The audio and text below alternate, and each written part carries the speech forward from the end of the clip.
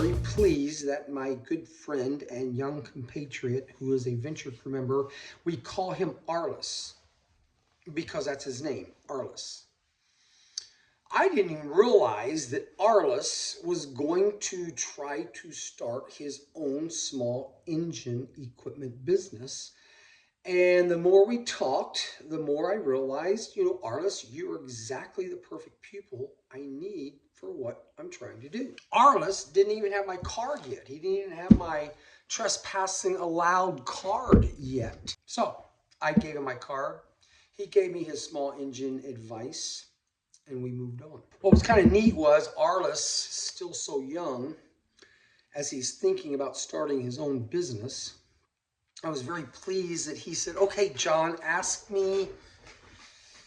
me ask you this. If, in fact, I had a $400 profit on a particular item, whether it's labor, service, whatever, what do I do with that $400 profit? And it was funny, my first thoughts went to, okay, take 10% and go here, take another 10% and go there. Always put 10% or 5% into your dream fund. You don't know what that dream is yet, but someday you'll have that dream. And then it hit me on my way home. Oh, but wait a second, Arliss, you might want to take some of that money and put it into a special place you can call taxes. Your taxes. Because ultimately, Arliss, yeah, we still have to pay taxes in this country. We don't always like where our tax money may be going, but you need to have that. So Arliss, is this your passion?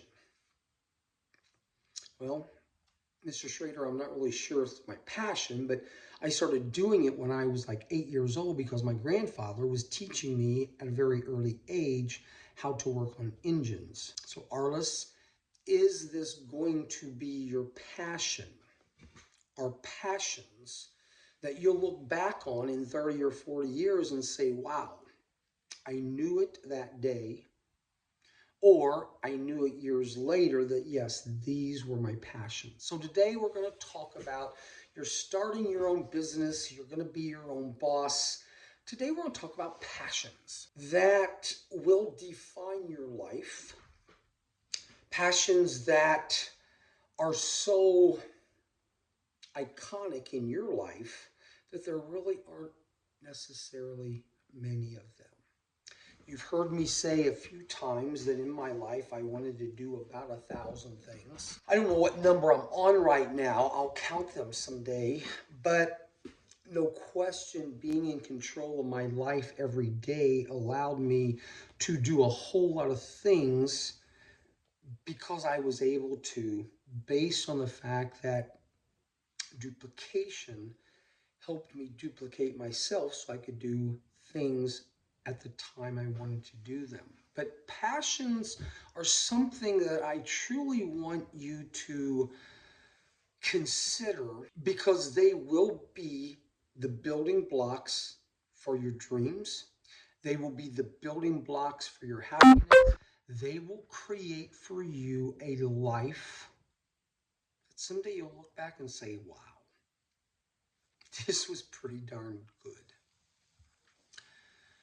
I have two passions that when I started and developed and started to expand my business, they were the two things that came to me that I immediately could say, wow. Or they were something that once I realized just how amazing they were, I could say, okay, now I can carry on with my dream. There are some of you out there who, for whatever reason, you think you have found your new passion every 6 months. You think that you have found your passion, and then 5 weeks later, I just don't really want to do that much anymore. I found my passion. I wanted to put all my money into that. And then a year later, you're thinking, maybe it was just a really warm feeling I had. Finding your true passions, hopefully at an early age, will give you those elements in your life that you can now say for the next 40, 50, 60, 70 years, if I'm still alive that long, this is what they're going to know my passions were. Landscape company was growing. There were so many different elements to landscaping. People would call and talk about the plants you wanted to put in. They would talk about the type of rock you were going to put in the garden. They would talk about what would the patio look like. Well, there's about 250 different types of stones that we could make your patio out of. So many elements in landscaping that it was hard to figure out, what did I really want to dwell on? What did I really want to commercialize? What part of landscaping did I want to say someday that, yes, John Schrader, these were his loves? You put up the walls, great. The wall is now done. You have done it correctly because the hydraulic pressure is not going to knock the wall over. But great, you just put up a wall. You put down a patio and the patio looks really cool, and hopefully for the next 40, 50 years there won't be many weeds in the patio because you were using the correct polymer sand.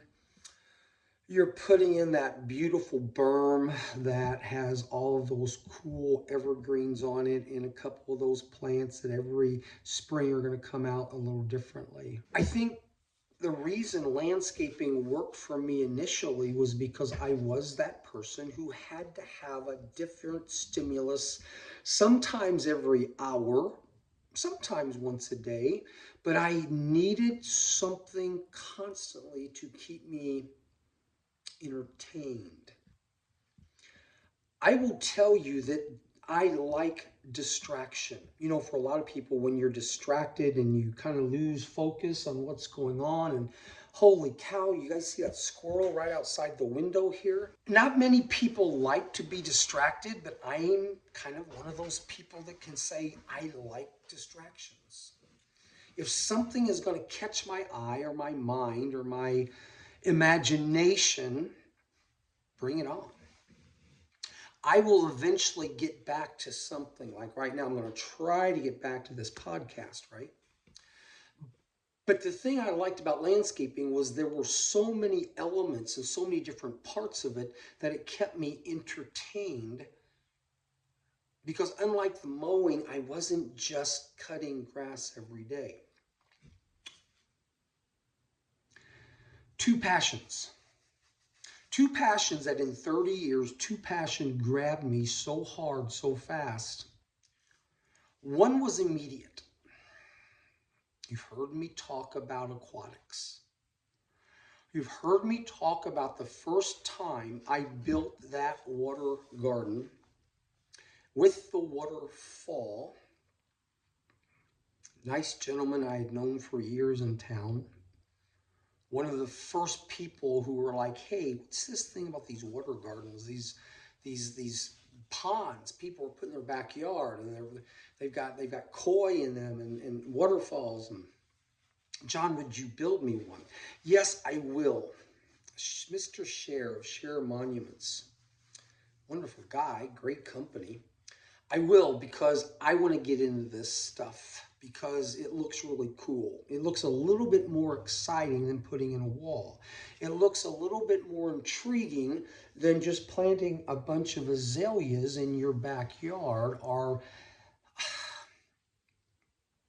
God, those annuals. I struggled with those annuals. Spent about a full day and a half digging the hole, putting in the liner, surrounding it with the stone, putting in that special edge that you would add 8 or 9 or 10 inches of stone to so that the water could drop 8 or 9 or 10 inches before you might someday see a little bit of the black liner again. Added the 4.5 to 5 foot little waterfall and put in this and that and right the pump and all that. I'm done with it. I realize because of all of the dust on the stone that initially it's going to take a few days for this water to clear, but I will never forget the moment. I take the pump cord in one hand, I take the extension cord in the other, I plug it in, I hear this funny sound, this howling sound of water percolating through, and suddenly out of the rock on the waterfall, water is draining into the pond. I think at that time it was only like maybe 1,000 gallon per hour pump, but for the first time in my life, I was now moving water. Moving water. If you're a Bruce Lee fan, if you like martial arts, there's a documentary, Moving Water. Bruce Lee, look it up. I was now moving water. I was now creating the ability that Mrs. Cher could come outside, and then for the first time, she could hear water coming off of rocks into a pond, and it created an ambiance for her that she's never had before. A lot of women out there, I learned something about the ambiance of water in their backyard that they could control. It just did things to them. Ask some woman sometime about the ambiance of water. I'm trying to decide. I could tell you about the ambiance of water that I, many years later, bought for my wife because I had the perfect bedroom ambiance. They made these self-contained water gardens that were, maybe, for 3 or 4 gallons of water.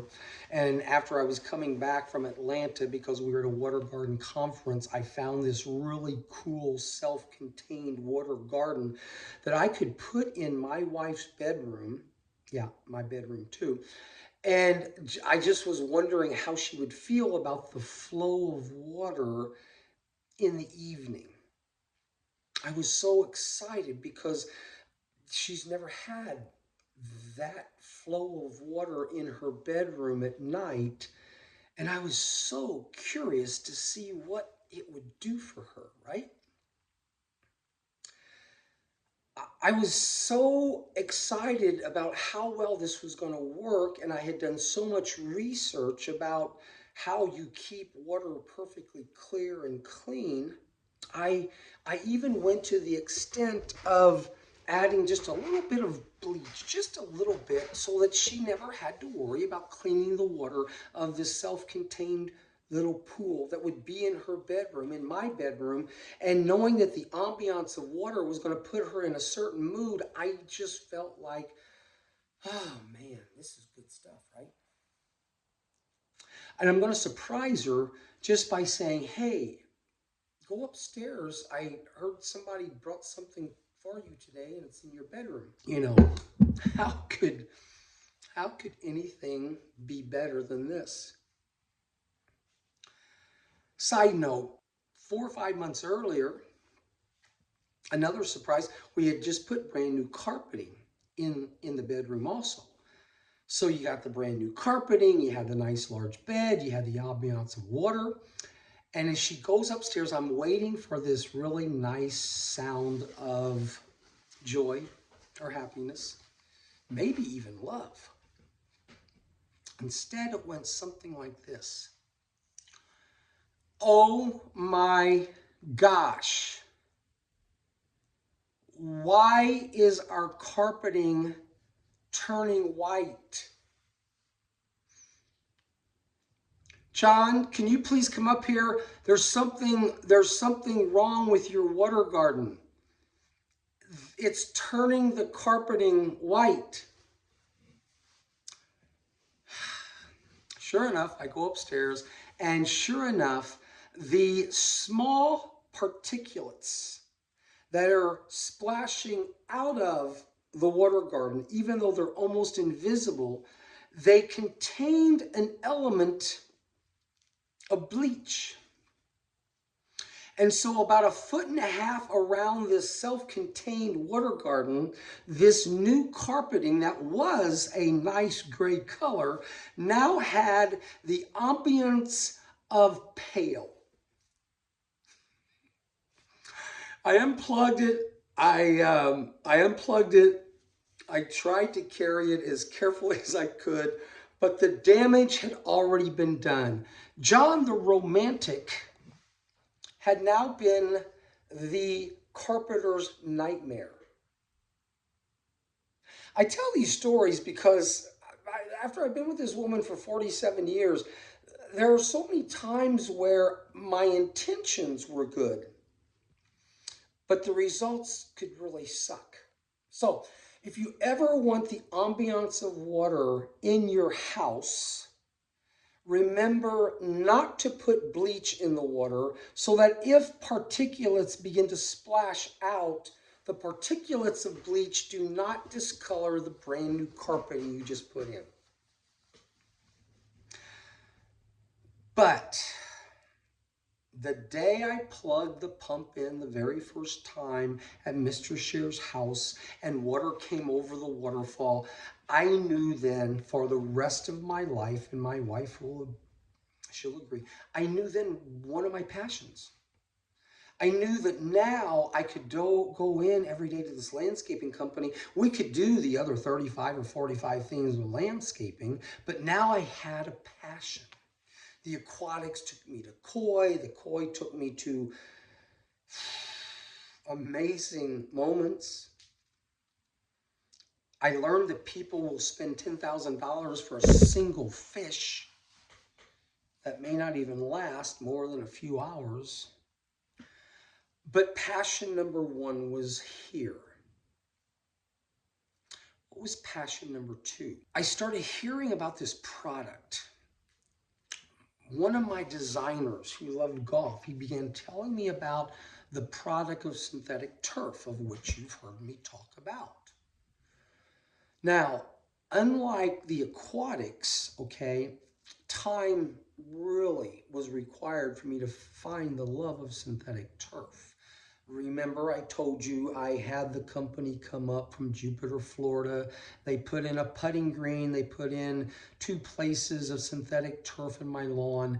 And I think I've told you that I guaranteed myself that in 5 years, this synthetic turf would look so bad or need so much attention that I would be ripping it out and putting in one of those really boring patios.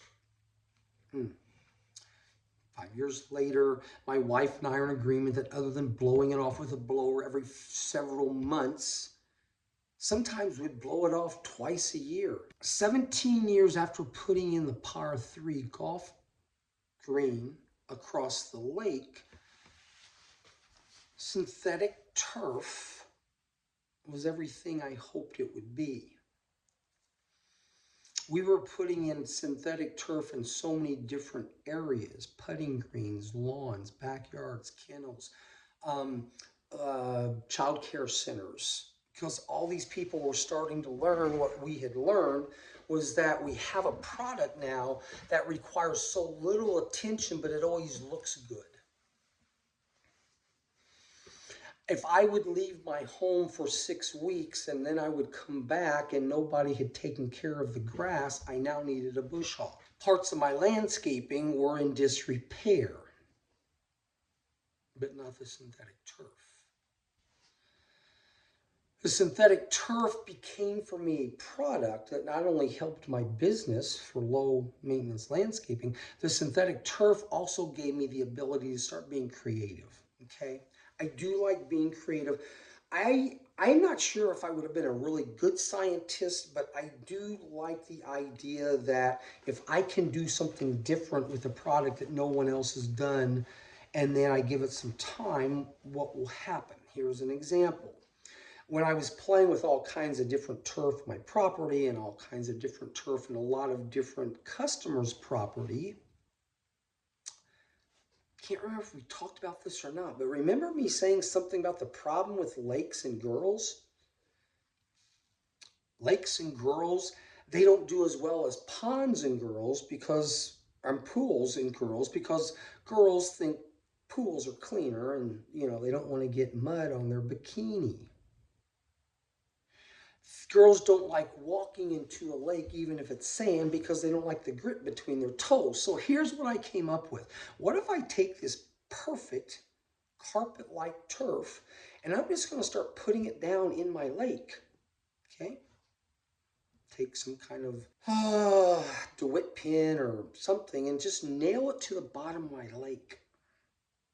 And let's give it 5 years, 10 years. I didn't tell anybody that I had carpeting in my lake because I really didn't want to tell anybody until I figured out if it was going to work out, okay? And I learned after a couple of years that yes, certain particulates, certain vegetation may, you know, kind of grow a little bit in the lake if I didn't broom it off, but that's all I needed to do. I could just broom it off. But sure enough, every day I could walk out into my lake on 2 feet wide by 22 feet long, and my toes never got mud in them. Synthetic turf became passion number 2. So in 30 years of landscaping, okay, I didn't have 27 different passions. I wasn't changing my passion every 6 months by putting a bunch of money and time and effort, because obviously if you're not passionate about something for real, if you think your passions are going to be changing every 6 months, those are not called passions. Those could be called distractions. Those could be called a feeling. But I have learned from other people that your true passions are something that you are willing to go to the ends of the earth for. Your true passions are something that 20, 30, 40 years later, you are still 100% as excited as you were the day you turned the plug on. The passions for me, once I realized them, put my company on a course that I knew that it wasn't ever going to go backwards. I knew that giving aquatics time, giving turf time, allowed me then to realize, okay, I can start planning something really big. I know enough about these 2 elements that I can start planning something big. What could I build with my 2 passions that might get your attention? But better yet, what could I start building at the age of 30, 35, that every single day there is an excitement in my life because I'm now passionate about my passions?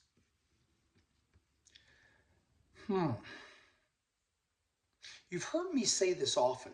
All work and no play makes John a dull boy.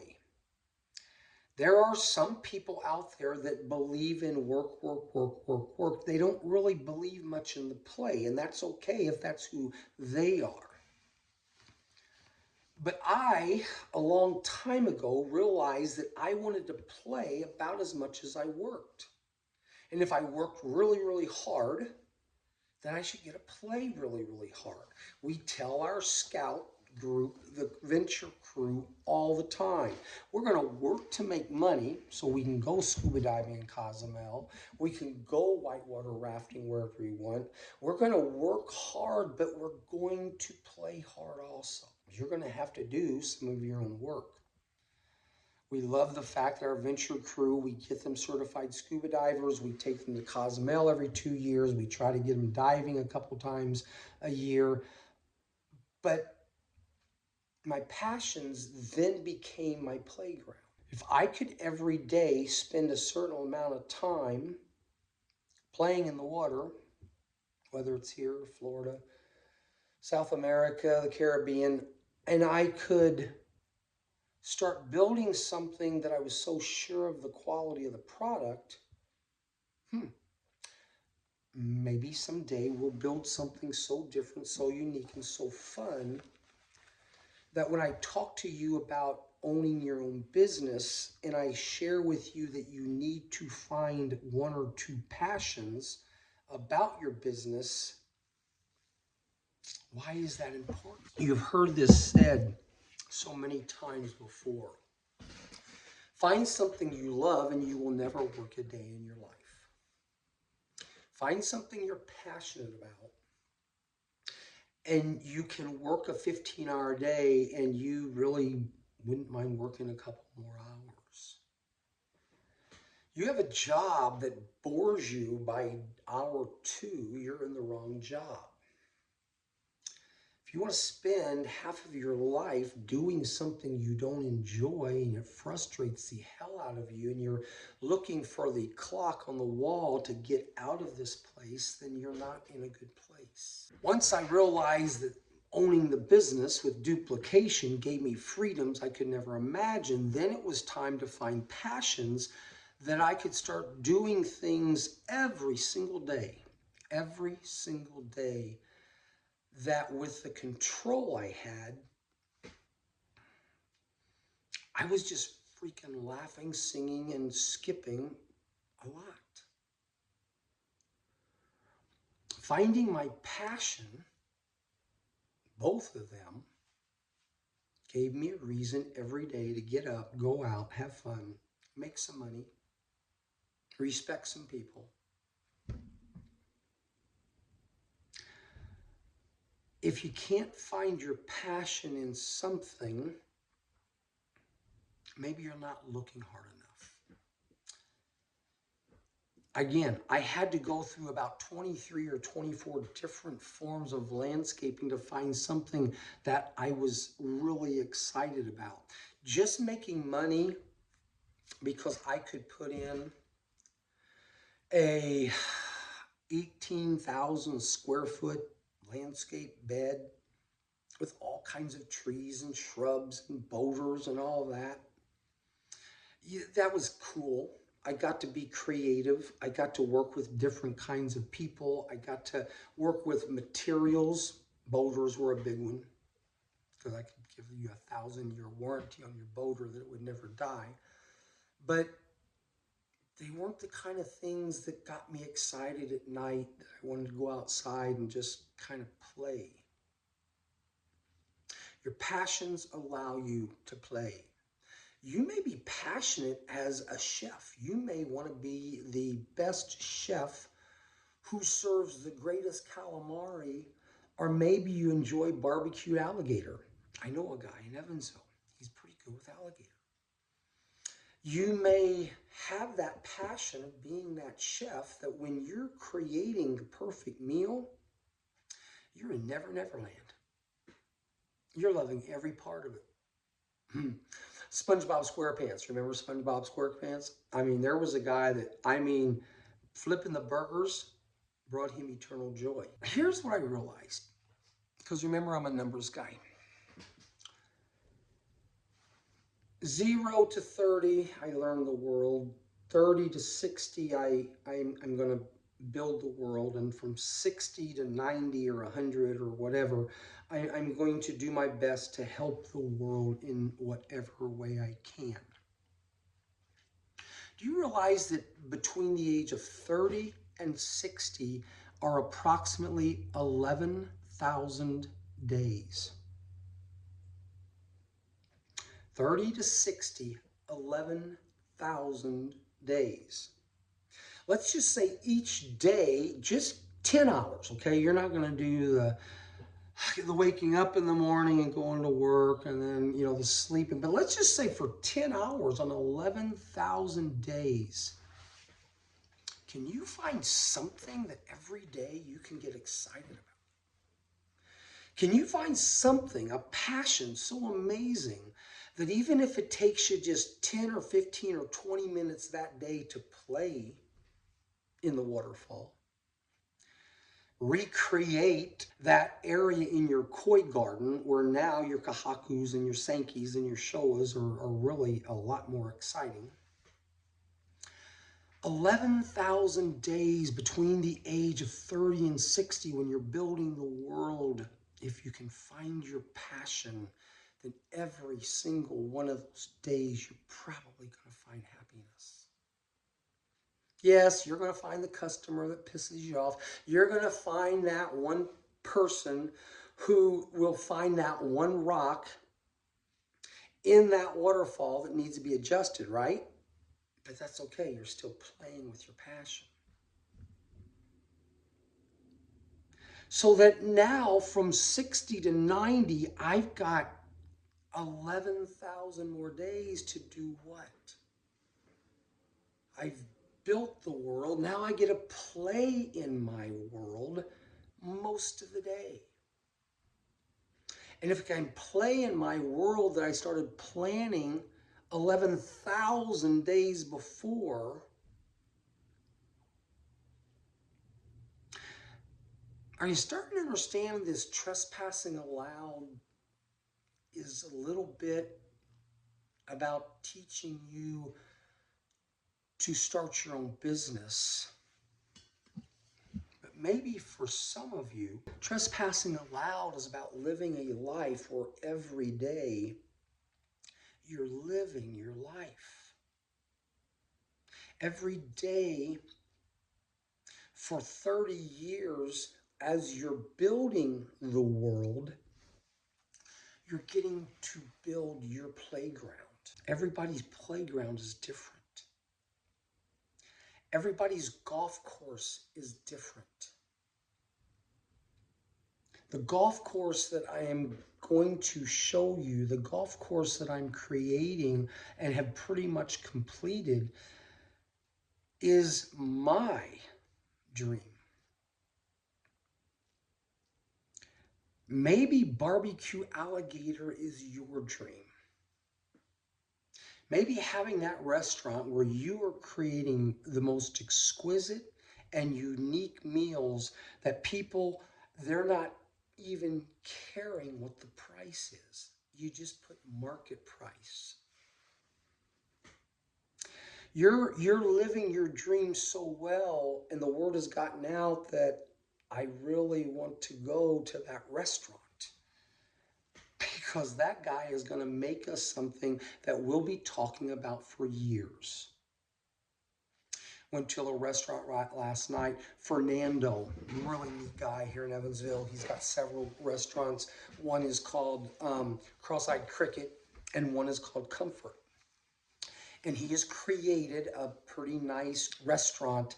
And last night on the menu was called the Tomahawk Steak. 3-pound steak that the bone, when you were done, looked like a tomahawk. I was particularly enthused because I'm like, hey, I could take that tomahawk back to my house, and where I do my axe throwing, I could throw the bone from the tomahawk steak. The point being, a lot of the prices on the menu are market prices. People go there because many of them don't even care what the cost is. I just had a New York strip, a couple other things. If you can plan your life between 30 and 60, where every day you're living your passions, and you can dream exponentially about what you could do with these passions. What could John do with a lot of turf and a lot of aquatics?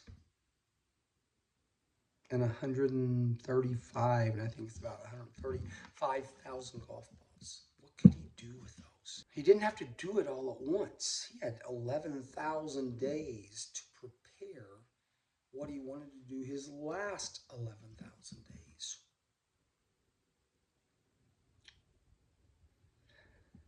Let your passions become your playground. Again, CPR, confidence, patience, and respect. Use those, or else your passions are going to become your nightmare. Okay? You don't want that. And we will work with you on how to make sure your passions don't become your nightmare. Quick and easy. Listen, Dave Ramsey, he's going to teach you how not to let your passions become your nightmares if you follow what he says. Because I can tell you, I followed what he said for about 11,000 days, and he was right. I'd only didn't they become my nightmare? They became my dream. Let your passions become your playground that you can share with the world. That's kind of what I'm doing right now. I'm sharing with the world my passions. I can share it with you guys every day. Yes, you're going to have to take your time and understand what this is about. You're going to have to understand that trespassing allowed is not the quick and easy way to find your passions. It's not the guy that goes out there with $2 or $3 million and tests something, unless he's got 20 or 30 million or 40 million. By the way, John, you have any advice on how much you should spend on anything? You have a formula on what you should spend on your passion? Here's a piece of advice you may not hear very often. But the more I think about it, the more it makes sense. Because we can never predict tomorrow. We can plan tomorrow, but we can't predict tomorrow. Let's say I am worth $20 million, okay?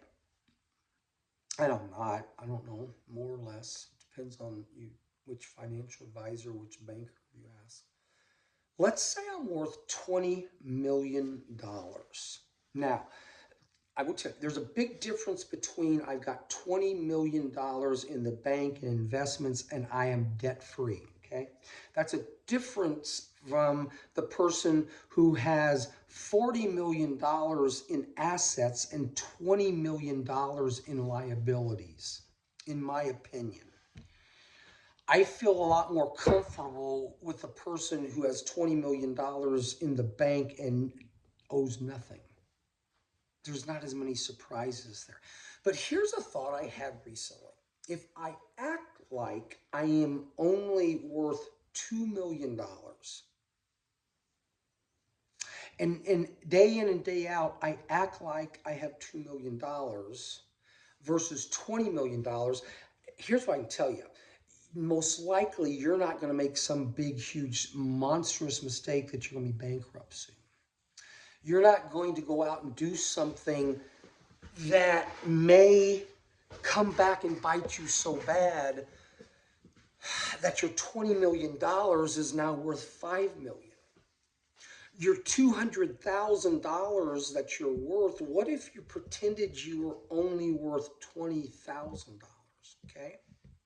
Play with that sometime. Let me know what you think. Here's what I like about the 20 million versus 2 million. Okay, so I'm pretending I have $2 million, okay? I'm acting like I have 2 million. I'm building, I'm driving vehicles like I got 2 million. I've got a house like I've got 2 million, this and that. What if tomorrow, okay, somebody came in and said, you want to go to Mars? I'm going to take you to Mars, and if you go to Mars with me, we are going to be able to do X. But the ticket to Mars is $5 million. If I spent most of my time thinking I only and worked with 2 million, and suddenly the guy comes in and says he needs 5 million, because I pretended to only work with 10% of my net worth, where do I sign up? Yes, I'm going to take the contract to my attorney or he would kick my butt, right? But think about running some of your life like you're going to pretend you're 1/10 of what you're really worth. Play with that a little bit. Get back with me.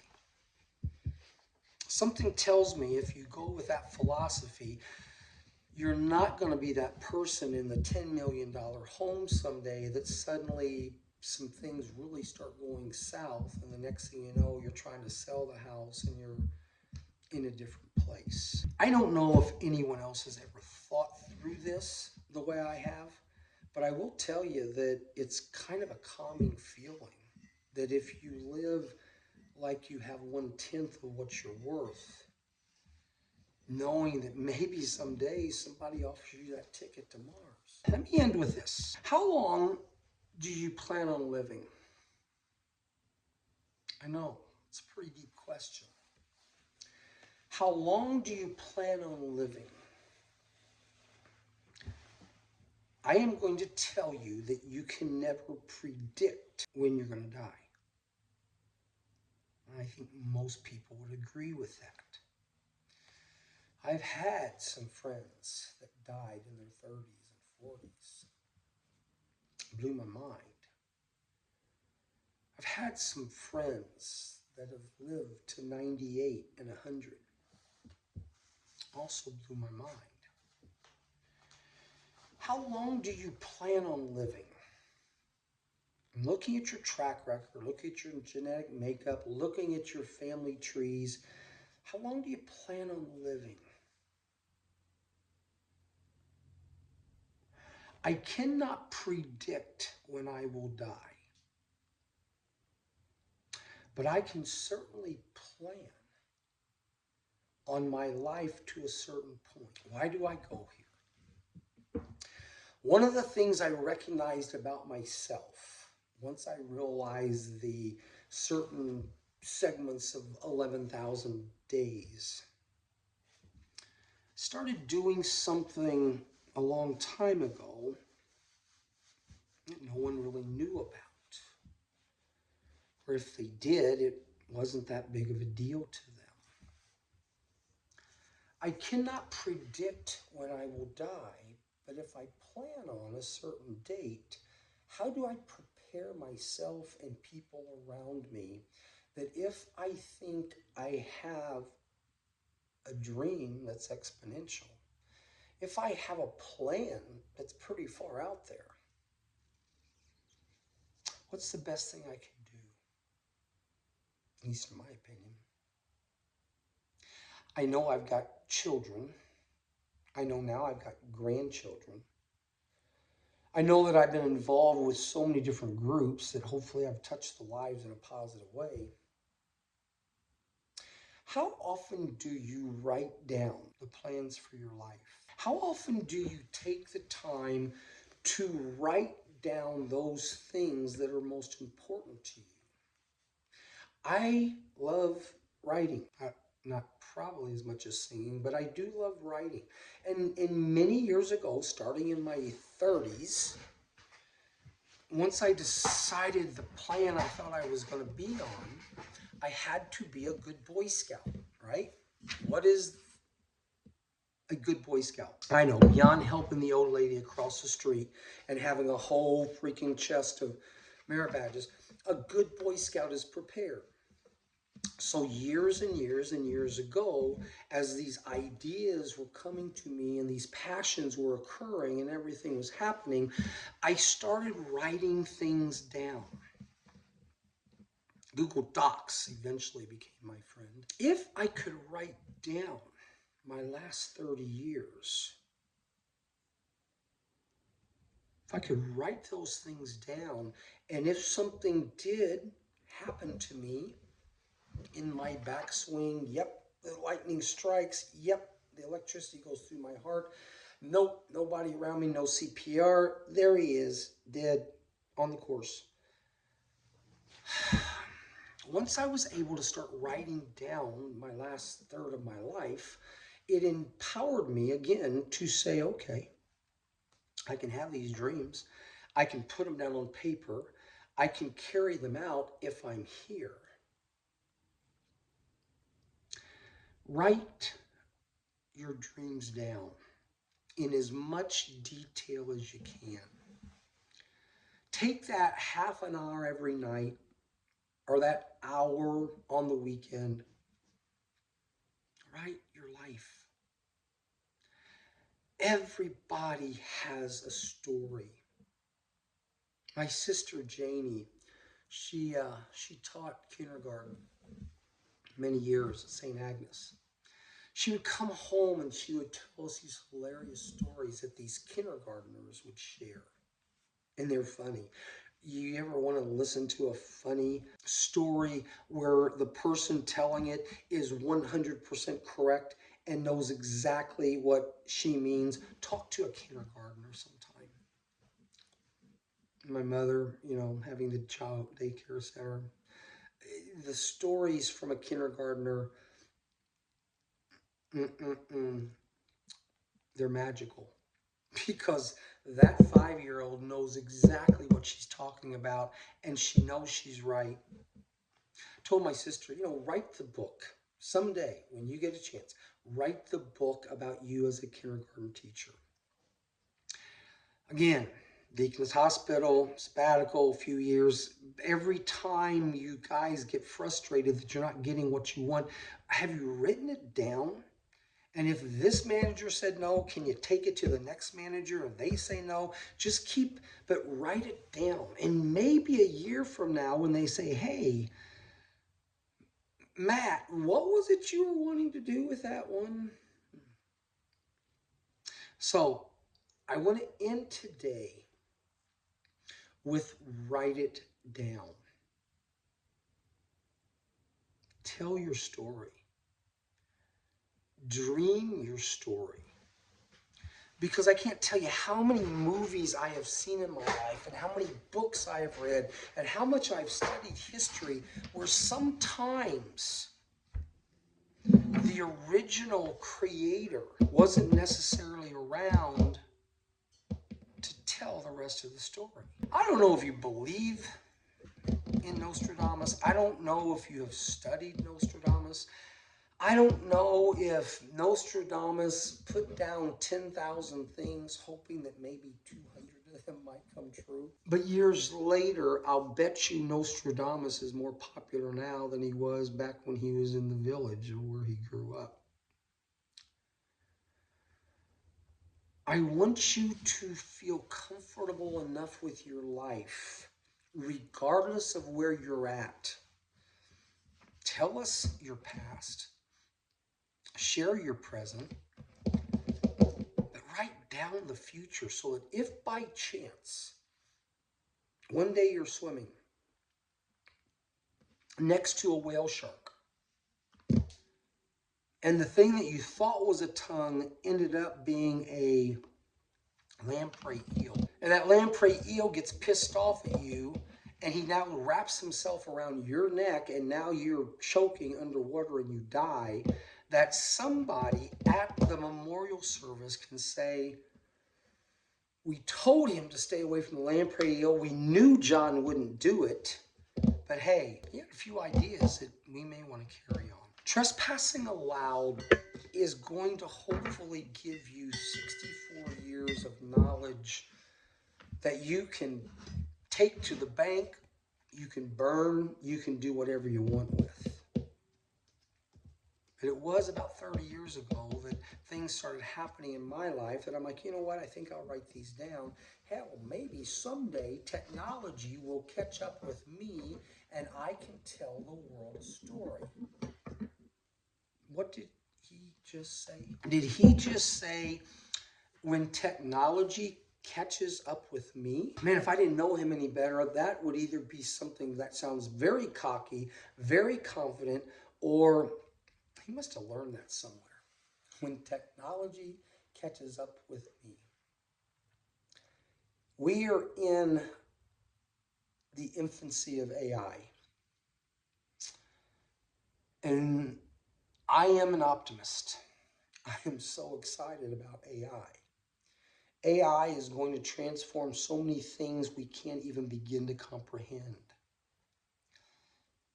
In the last 10 years, podcasts have become so amazingly creative and so wonderful out there. Some will say the election of 2024 was the election of the podcast. When I say technology has finally caught up with me, it means that had I had these ideas back in 1987 and I thought for a minute I could share these ideas with millions of people someday, I'm sorry, that wouldn't have happened. I don't think you all would have come to Evansville or Southern Indiana to listen to some guy go on and on and on and on and on. It blows my mind. It's amazing. One day, that passion, technology and AI are going to create for us so many amazing opportunities. Yeah, there's going to be some really bad stuff that comes from it, but that's what happens with technology. There's the good and the bad. But the bottom line is that right now, if you're young, you're finding your passion, do one more thing. Start writing down your dreams for your future. Even if you can't comprehend how it's going to work out, right? I'm not going to have the money to build what I want to build, you think. Well, maybe you just haven't listened to the right people that will show you how to get there someday. But once you start writing it down, once you have it somewhere that if something catastrophic happens to you, and maybe you have found the respect of enough people in your life, are they really going to bury you like a Viking funeral? I don't know.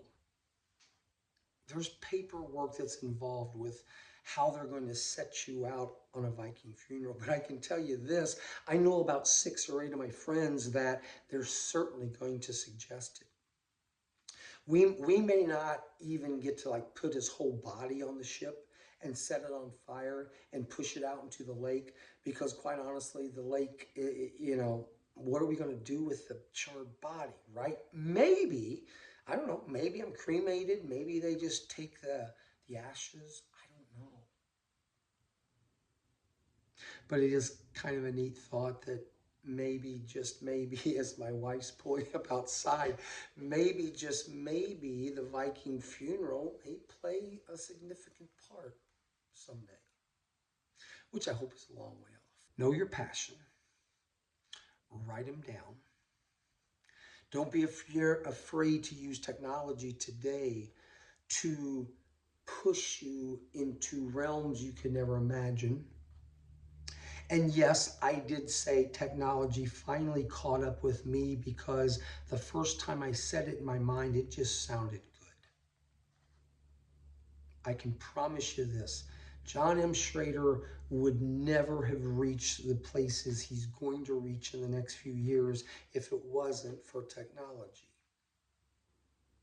So did I catch up with technology, or did technology catch up with me? That makes for a great debate. And whoever wants to debate that, please just sign up someday. It is a long story, Santa. It's a long journey. But God, it's fun. God, it's amazing that every day you can have the fun you want when you are in control of your life.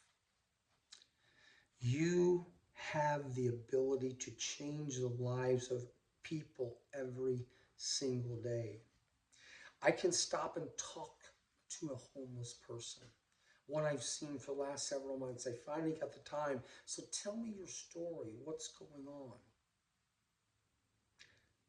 I lost my memory months ago. I'm trying to find it.